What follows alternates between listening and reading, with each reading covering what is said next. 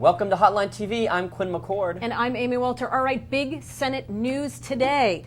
Here, I'm going to list them for you, Quinn. All right. Ready? 1, Rubio in, tweeted it this morning. 2, Bunning, not out, but not in. Unclear where he's going. And John Cornyn says he's staying out in the what could be a Pennsylvania Senate primary showdown. Quinn, let's get your views on these. First, Marco Rubio. Why is he doing this? Does he really think that he can beat Charlie Crist? Is there any indication that you've seen that that's possible? I think he's probably banking that, Crist was teetering on the edge between governor re-election and Senate race.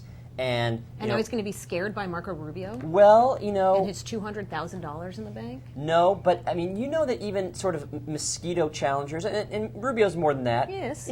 Some politicians, they just want a clear path, especially maybe if they have even higher ambitions. They don't want a lot of dirty laundry dredged up by someone in the same party.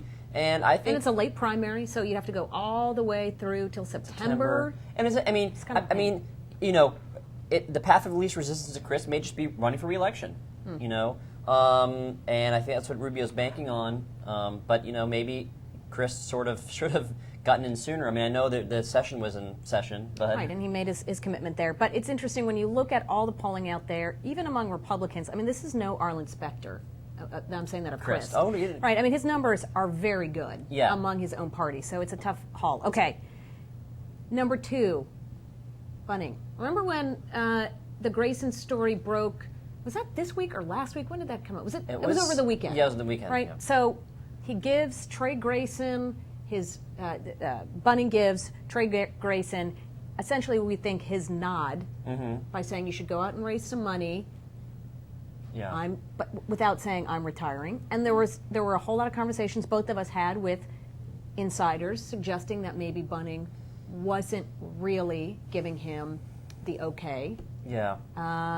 Do you think that Bunning still thinks he's running for re-election? Who knows? I think the strongest argument for why he may retire is, that Grayson and Bunning are now in competition. It's not that Grayson's going to be raising a lot of money over the next few months, but literally every dollar he raises might be a dollar that Bunning might have raised. Yeah, that is the ridiculous thing is, why would you do that and just dry up all money, right? Because he keeps saying, look, all it seems that he's doing is finding his nice way out, right? Because he keeps saying at the end of every sentence, I'm going to base it on what my fundraising numbers look like at the end of the quarter. Well, at the same time, I'm sabotaging my own fundraising. Exactly. So that seems to me the answer is yes, Bunning will not run. I think he's postponing a decision just so he can keep having these Tuesday morning phone conferences where he can trash Mitch McConnell and talk thank you for those, Jim Bunning, because they are great quotes of the day. Yeah. They're great for the hotline, so we love them. And so he can practice oncology, because he's apparently an expert on cancer. He's already told us about how long Ruth Bader Ginsburg has. Yes, and now Arlen Specter. I had no idea he went to medical school. I thought he was a pitcher. It's a missed calling. It really is. All right, and finally, John Cornyn noting our good friend of the show, Hotline alum, Josh Kroshauer, gets the story today in the Politico, that Cornyn says that he doesn't think it would be right to pick a candidate in a Republican primary in Pennsylvania. Can he really say that if they want to win this seat, you can't win it with Toomey, right? Yeah. Why not help Ridge get a clean path? Well, you know what? It's fine for him to say that in one interview, but really, I think he needs to take a clue from Schumer the past couple cycles. Schumer never endorsed a candidate except for Jim Webb, but, by things he would say, behind-the-scenes maneuvering, he made it clear which were the preferred candidates.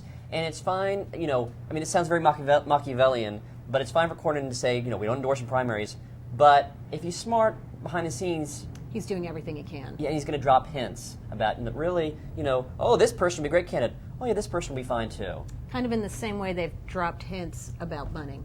Yes. They've been real subtle about that one, too. But how long, that's a race where maybe they can't stay subtle. True. So just come right out and say, Trey Grayson, you're a guy. Yeah. So interesting. Well, Quinn. So much fun, Senate races.